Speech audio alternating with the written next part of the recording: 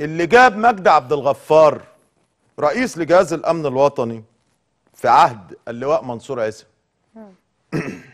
اللواء عبد الفتاح السيسي مدير المخابرات الحربيه، هو اللي رشحه عشان يجي. بس ومين اللي فك الجهاز مباحث امن الدوله واعطى له اكبر ضربه في تاريخه؟ مين؟ تحب اقول لك؟ اتفضل. لا مش هقول دلوقتي، لا وقتها.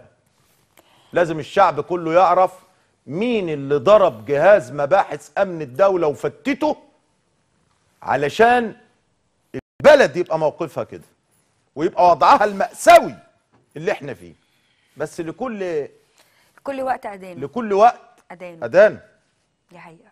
لما يجي مجدي عبد الغفار وزير داخليه يبقى لازم نقول ان احنا هنقول مين اللي فتح البلد.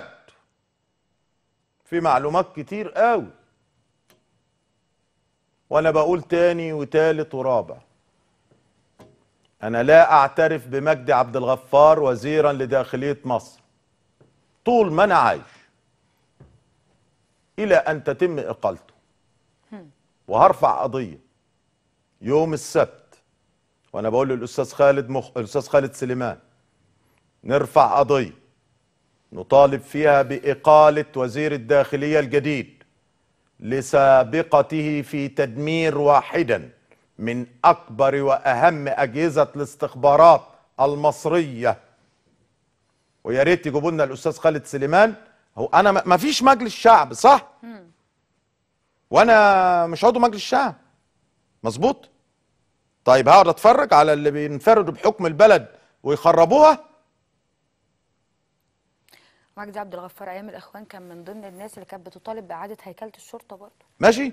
كان متبني لفكره اعاده هيكله الشرطه. جميل. هاتوا لنا الاستاذ خالد سليمان على التليفون.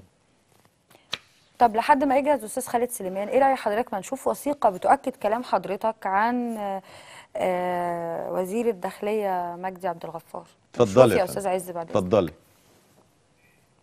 صدور قرار انشاء الجهاز او القطاع الجديد، وكانت الفلسفة الرئيسية هي إحداث تغيير شامل في شكل ومضمون الجهاز بما يحقق الأهداف الديمقراطية في ظل الوضع الديمقراطي الجديد، وبما يتدارك ويبتعد تماما عن كافة الممارسات السابقة.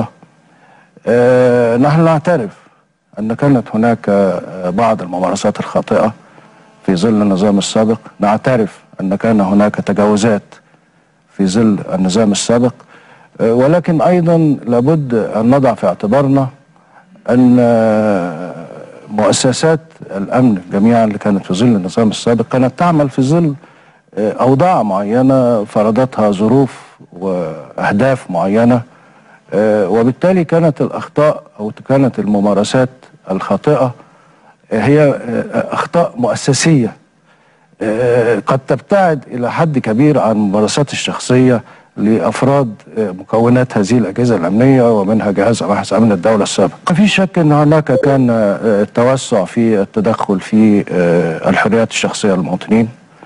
كان هناك بعض الممارسات التي تبتعد في بعض الأحيان عن تطبيق القانون. كانت هناك نوع من أنواع عدم الالتزام بالمبادئ الأساسية لحقوق الإنسان وما يتصل بذلك، وبالتالي خلال الفترة الطويلة اللي مرت ومع تكاثر الأحداث ومع توجهات النظام السابق اللي جميع السادة المشاهدين عارفينها طبعا، انه كان لابد ان تحدث الاخطاء من اجهزة الامن وفي مقدمتها جهاز مباحث امن الدولة السابق. ايه رأي حضرتك في الكلام اللي اتقال ده؟ لا رأيي ايه؟ ما انا عارف، وانا تايه عن مجدي عبد الغفار. طيب احنا معانا على التليفون الاستاذ خالد سليمان المستشار القانوني لقناة الفراعين. استاذ خالد اهلا بيك. الحقيقه اهلا بحضرتك والدكتور توفيق. والله يا استاذ خالد انا بسأل حضرتك كرجل قانون لان انا ما اعرفش قوي. هل من حقنا يا استاذ خالد ان احنا نرفع قضيه على رئيس الجمهوريه وعلى رئيس الدوله او على رئيس الحكومه نطالب فيها بعزل وزير الداخليه الحالي اللي هو اسمه مجدي عبد الغفار لما فعله في جهاز الامن الوطني وتدمير احد اهم اجهزه الاستخبارات المصريه وافعاله اللي عملها، ونرتجئ لده اللي بناء عليه واللي ترتب عليه فيما بعد الارهاب اللي احنا عايشين فيه والبلاوي السوداء اللي احنا عايشين فيه؟